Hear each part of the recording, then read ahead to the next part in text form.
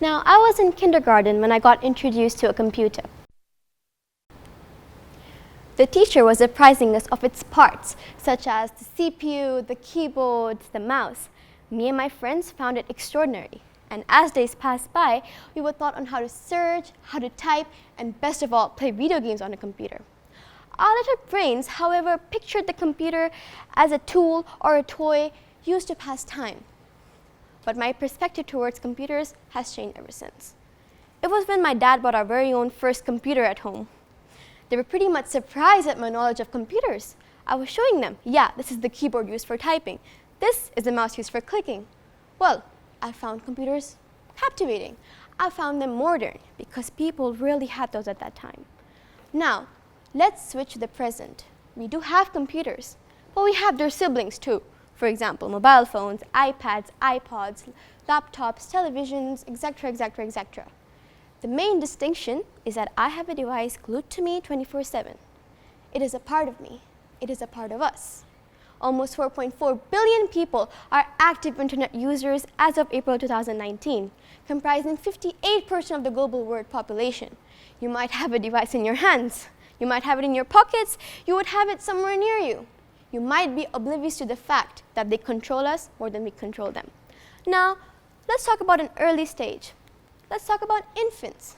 Now, infants in particular learn by interacting with our physical world, and it's likely that their very early interaction with devices can disrupt their neural development as well as learning.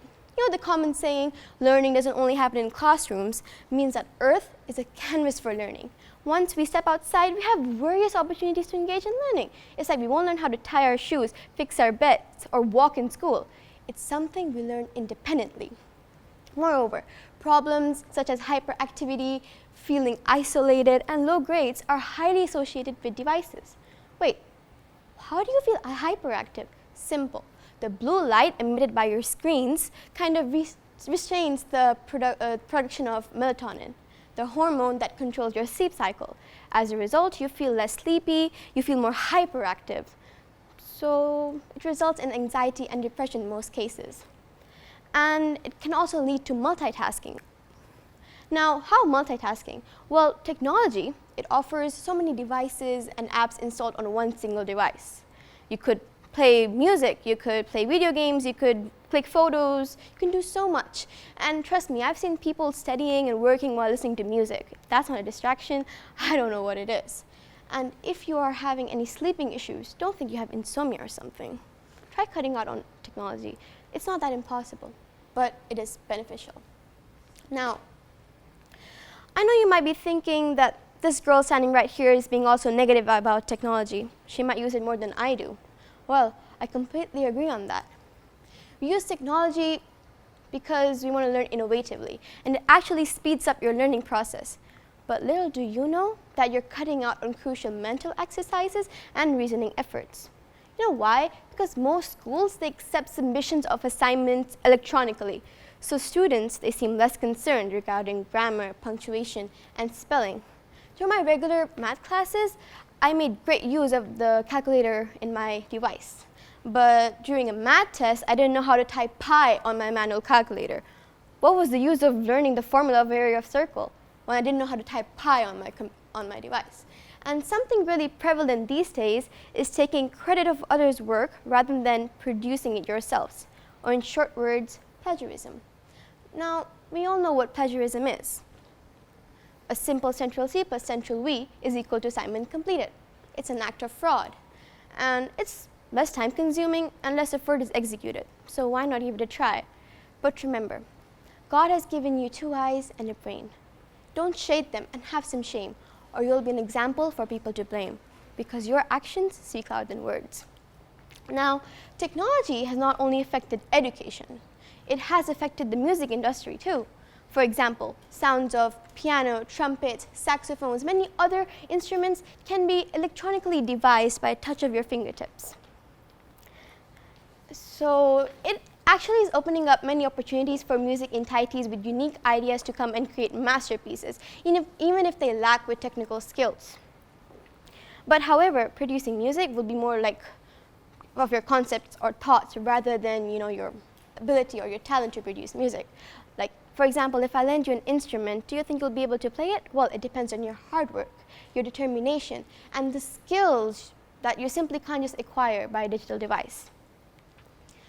Now here are some images. Something really similar in these images is that learning is evident. But let's take a look at this image, the top left one. You can see a junk food overload, and that leads to laziness, and it's initially started with technology. And over here, we can see that this girl, she might be learning something, she might be watching an educational video, but she has eyeglasses, meaning her eyes are weak. So one of the main disadvantages of technology is that it can be detrimental to your health. For example, it can lead to anxiety, loss of sleep, weak eyesight, obesity, and so many other things. We just don't notice it. Life is becoming more offhand, and we're becoming more advanced. So we cannot cut out on technology. But something that I want to point out are teachers. Now, we should take time to acknowledge teachers because they nurture their students. They become their role models. But it seems different now. You know, like in the past, the parents used to blame their children because they get low grades or something like that. But right now, it seems like the parents blame it on teachers because teachers nowadays are like learning facilitators rather than educators or instructors. Students are no longer learning passively, and the encouragement of written work as well as lecturing is slowly getting abandoned. And just imagine a world without teachers in the future. Imagine a world without educational institutions because they're getting replaced with virtual learning or computerized learning. Well, I can't imagine it. Can you? But who to put the blame on? You, yourself, your parents, your teachers, technology? It's for you to decide. Now, so my main message is to make sensible use of technology because at the end of the day, it's just a tool and we should not let it overpower us, God's best creation. Now, it may offer us so many things, but you know how we learn in our environmental management classes that we should make sustainable use of the non-renewable sources that are slowly depleting, for example, natural gas, coal, and oil, so that they could be freely available for our future generations. So we have to make sensible use of them because too much of something is not good. And that's how it also applies to technology. I feel like we should make sensible use of it too because too much of something is not good. Thank you.